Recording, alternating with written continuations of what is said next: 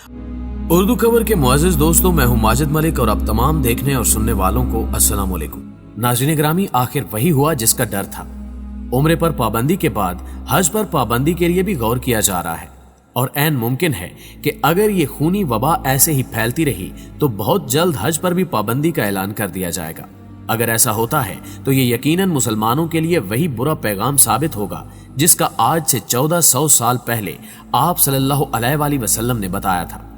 याद रहे कि पहले तो सऊदीया ने सिर्फ आम मसाजिद पर बाजमात नमाज पर पाबंदी आयद की थी, बाद में उम्रे पर भी पाबंदी आयद कर दी गई थी, लेकिन अब मस्जिदुल हराम और मस्जिद नबवी में भी बाजमात नमाज और जुमे पर पाबंदी आयद कर दी गई है, जो मुसलमानों के लिए इंतहाई अफसोसनाक खबर है।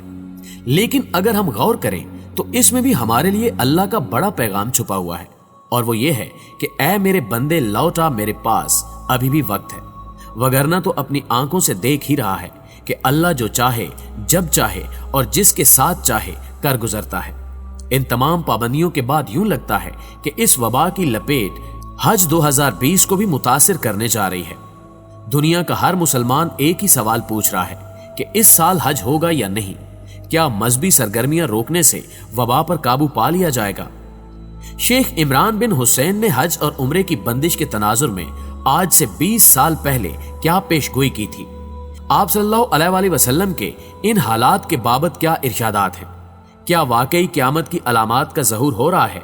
इन तमाम तर मालूमात के बारे में बताने से पहले मैं आपसे इतनी गुजारिश करूंगा कि इस वीडियो को बगैर स्किप किए आखिर तक जरूर देखिएगा ताकि आप मुकम्मल मालूमात से मुस्तफीद हो सकें। नाज़रीन ग्रामी, सऊदी अरब हुकूमत की जानिब से मजहबी पाबंदियों पर बात करने से पहले अहादीस में बयान करदा क़यामत की पेशगोइयों पर बात करते हैं। वैसे तो क़यामत का कोई वक्त मुतय्यन नहीं है, कोई तारीख मुकर्रर नहीं की गई, मगर आप सल्लल्लाहु अलैहि वसल्लम की अहादीस की रोशनी में कुछ पेशगोइयां ऐसी हैं जिन्हें मौजूदा हालात के तनाजुर में देखा जाए तो यूं लगता है कि वो वक्त करीब आन पहुंचा है।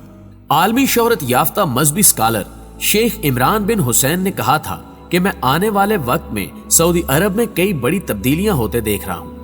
उन्होंने कन्फर्म तो नहीं किया था कि जो हो रहा है हूबहू वैसा ही होगा, मगर उन्होंने इशारों में ऐसी बात की थी जिसे सुनकर यूं लगता है कि वो आज ही के दौर के मुताल्लिक की गई थी।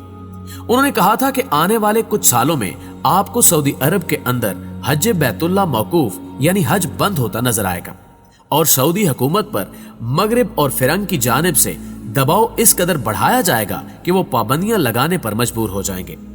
उन्होंने ये बात आप सल्लल्लाहु अलैहि वसल्लम की इस हदीस को मद्देनजर रखते हुए कही थी कि आप सल्लल्लाहु अलैहि वसल्लम ने इरशाद फरमाया था कि कयामत उस वक्त तक कायम नहीं होगी जब तक हज को मौकूफ न कर दिया जाए, और शेख इमरान ने भी 20 साल कबल यही बात की थी। आइंदा कुछ सालों में आपको हज बैतुल्लाह मौकूफ होता नजर आएगा, और आज सऊदी ओहदेदार भी इस बात पर मुसिर हैं कि इस साल हज को मौकफ कर दिया जाए ताकि इस वबा के फैलाव को रोका जा सके। लेकिन कुछ ओहदेदार इस बात से इख्तिलाफ करते हैं। उनके कहने के मुताबिक इस साल हज को मौकूफ करने की बजाय महदूद कर दिया जाए ताकि हज जैसा अजीम मजहबी फरीजा तातुल का शिकार ना हो, क्योंकि उम्रा तो साल भर किसी भी तारीख को किया जा सकता है, लेकिन हज सिर्फ जिलहज के मखसूस अयाम में ही अदा होता है। इसलिए उम्रे की तरह हज पर मुकम्मल कदगन आयद ना की जाए, क्योंकि इस मामले को लेकर अभी तक सऊदी हुकूमत की जानिब से कोई ठोस राय सामने नहीं आई। नाज़रीन ग्रामी, अमसाले हज अगस्त की इब्तिदाई तारीखों में मुतवक्के है, लेकिन अगर रमजान तक इस बीमारी के फैलाव पर काबू न पाया गया तो यकीनन सऊदी हुकूमत हज पर पाबंदी आयद करने से भी दरेग नहीं करेगी। लेकिन पहले उम्रे पर जुज़वी और फिर मुकम्मल पाबंदी पूरे सऊदी अरब में सिवाय हरमैन शरीफैन के तमाम मसाजिद में नमाज पर पाबंदी और हरमैन शरीफैन पर भी नमाज जुम्मा समेत तमाम नमाजों पर पाबंदी आयद कर दी गई है। समाजी राब्ते की वेबसाइट ट्विटर पर हरमैन की इंतजामिया की जानिब से जारी पैगाम में कहा गया कि अगर इसी तरह बतदरीज पाबंदी दर पाबंदी का सिलसिला चलता रहा तो कुछ बईद नहीं कि हज 2020 भी मौकूफ कर दिया जाए या फिर इतना महदूद कर दिया जाए कि आप टीवी स्क्रीन पर बैठकर हज्जाज कराम की तादाद गिन सके। नाज़रीन ग्रामी, शेख इमरान की पेशगोई को इसलिए भी तकवीयत मिलती है क्योंकि सऊदी अरब में इस वक्त वबा के अलावा जो सियासी और मुआशी हालात चल रहे हैं, तख्तो ताज की दौड़ में जो बगावतें सर उठा रही हैं, उनके मुताल्लिक अजीम मजहबी स्कॉलर ڈاکٹر اسرار احمد مرحوم نے بھی 15 سال قبل ایک حدیث مبارکہ کی تشریح میں بیان کیا تھا کہ 15ویں صدی عیسوی میں ان تمام علامات کا ظہور ہونے والا ہے جو آقائے نامدار صلی اللہ علیہ وآلہ وسلم نے عربوں کے متعلق قیامت کی علامات ارشاد فرمائی ہیں، اور ساتھ ہی انہوں نے یہ وضاحت بھی کی تھی کہ میری رائے حتمی نہیں ہے، آپ اختلاف کر سکتے ہیں۔ اور آج جس طرح کے حالات چل رہے ہیں، ان حالات کو مد نظر رکھا جائے تو ڈاکٹر صاحب کی بات سے متفق ہوئے بغیر چارہ نہیں۔ آپ صلی اللہ علیہ وآلہ وسلم کے فرمان کے مطابق سب سے پہلے تباہی عربوں پر آئے گی، تو ہمیں یہ جان لینا چاہیے کہ عربوں پر تباہی آ چکی ہے۔ ویسے تو عربوں کی تباہی کا آغاز اسی وقت ہو چکا تھا جب انہوں نے خلافت عثمانیہ کے خاتمے کے لیے انگریزوں کا ساتھ دیا تھا، کیونکہ اس وقت سے لے کر آج تک یہ لوگ خانہ جنگی کا شکار ہیں۔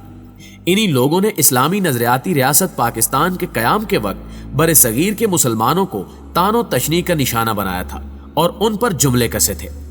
کوئی چشم تصور سے دیکھنا چاہے تو دیکھ سکتا ہے کہ عربوں کی تباہی میں کوئی بیرونی ہاتھ ملوث نہیں ہے، بلکہ انہوں نے ہمیشہ خود کے پاؤں پر کلہاڑی ماری ہے۔ جیسے ہمارے پیارے نبی محمد صلی اللہ علیہ وآلہ وسلم نے جزیرہ عرب سے مشرکین کو نکالنے کا حکم صادر کیا تھا، مگر انہوں نے مشرکین کو گھروں میں ہی نہیں بلکہ سروں پر بٹھایا ہے۔ پچھلی ایک صدی میں خون مسلم کو بہانے میں جتنا ان عربوں کا کردار ہے، شاید ہی کسی طاغوتی طاقت کا ہو۔ اور آج سعودی عرب جس سٹیج پر پہنچ چکا ہے، یوں لگتا ہے جیسے عربوں کی تباہی اپنے منطقی انجام کو پہنچنے والی ہے، کیونکہ کسی بھی ملک کی معیشت کا انحصار اس کے قدرتی وسائل پر نہیں ہوتا بلکہ اس کے محنتی ہونے پر ہوتا ہے۔ لیکن عرب لوگ زمانے کے نکھٹو ترین اور آرام پسند واقع ہوئے ہیں۔ انہوں نے صرف قدرتی وسائل کو بروئے کار لاتے ہوئے پورے عالم اسلام پر چودراہٹ کی ہے۔ لیکن اب چین سے پھیلنے والی وبا کی وجہ سے اس کے ریونیو کو تاریخ کی کم ترین سطح کا سامنا ہے، کیونکہ اس بیماری کے بعد چین میں انڈسٹری تقریباً بند ہو گئی ہے اور آئل کی ڈیمانڈ میں واضح کمی آئی ہے۔ آئل اس وقت $45 فی بیرل کی کم ترین قیمت پر آ گیا ہے، اور دوسری جانب اسی بیماری سے بچنے کے لیے عمرے پر بھی پابندی عائد کر دی گئی ہے، کیونکہ سعودی حکومت $30 بلین صرف عمرے کی مد میں سالانہ ریونیو جنریٹ کرتا ہے، اور جس طرح کے حالات چل رہے ہیں ممکن ہے حج بھی نہ ہو پائے۔ یعنی تیل کی قیمتوں میں بدترین کمی اور حج اور عمرے پر پابندی سے اس وقت سعودیہ شدید مالی بحران کا شکار ہے، اور آل سعود کی عیاشیوں کے لیے پیسہ بھی کم ہوتا جا رہا ہے۔ پیسے کے لالچ اور اقتدار کی بھوک بڑے بڑے محلات کو زمین بوس کر دیتی ہے، اور سعودی تخت و حکومت کے حالات بھی کچھ اس سے مختلف نہیں ہیں۔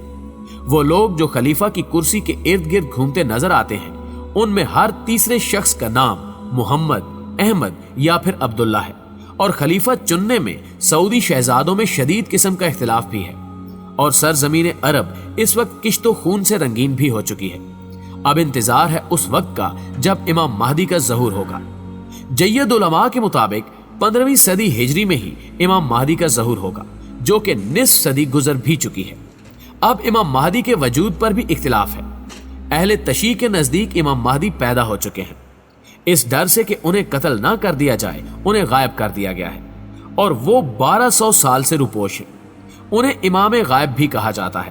اب ان کا انتظار ہو رہا ہے، اور اسی لیے انہیں امام منتظر بھی کہا جاتا ہے۔ لیکن اہل سنت کی رائے کے مطابق امام مہدی وہ ہوں گے جو عام انسان کی طرح پیدا ہوں۔ ان کا نام محمد ہوگا، اور ان کے والد کا نام عبداللہ اور والدہ کا نام آمنہ ہوگا، اور وہ آپ صلی اللہ علیہ وآلہ وسلم کے اہل بیت کی لڑی سے ہوں گے، اور عرب کے خلیفہ کے انتخاب میں اختلاف ہوگا، اور امام مہدی اس وقت مدینہ میں ہوں گے، اس ڈر سے کہ انہیں کہیں خلیفہ نہ بنا دیا جائے، بھاگ کر مسجد الحرام چلے جائیں گے، اور وہیں مقام ابراہیم کے قریب لوگ انہیں پہچان لیں گے اور ان کے ہاتھ پر بیعت کر لیں گے۔ اہل تشیع اور اہل سنت علماء اس بات پر اتفاق کرتے ہیں کہ امام مہدی پوری دنیا میں امن قائم کر دیں گے اور عرب کی سرزمین پر انصاف کا جھنڈا لہرائیں گے، جو کہ کشت و خون سے رنگین ہو چکی ہوگی۔ اب اہل تشیع امام منتظر کے انتظار میں ہیں، اور اہل سنت امام مہدی کے انتظار میں، اور سعودی شہزادے خلافت کی کرسی کو للچائی نظروں سے دیکھ رہے ہیں۔ اب مستقبل میں کیا ہونے والا ہے یہ تو آنے والا وقت ہی بتائے گا۔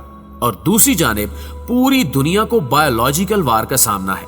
اس سے معمولات زندگی کے ساتھ ساتھ سب سے زیادہ مسلمانوں کی مذہبی عبادات متاثر ہوئی ہیں، اور اتنی تیزی سے وبا کا پھیلاؤ نہیں ہو رہا جتنی تیزی سے اس وبا کو لے کر مایوسی پھیلائی جا رہی ہے۔ ناظرین گرامی، دعا ہے کہ اللہ تعالیٰ تمام عالم انسانیت کو اس موذی وبا سے نجات دے، آمین ثم آمین۔ امید کرتا ہوں کہ آج کی یہ ویڈیو آپ کے علم میں خاطر خواہ اضافے کا باعث بنی ہوگی۔ ویڈیو اچھی لگے تو اسے لائک کرتے ہوئے اپنے دیگر دوستوں کے ساتھ بھی ضرور شیئر کیجیے گا۔ آج کی ویڈیو میں بس اتنا ہی، اگلی ویڈیو تک کے لیے اللہ نگہبان۔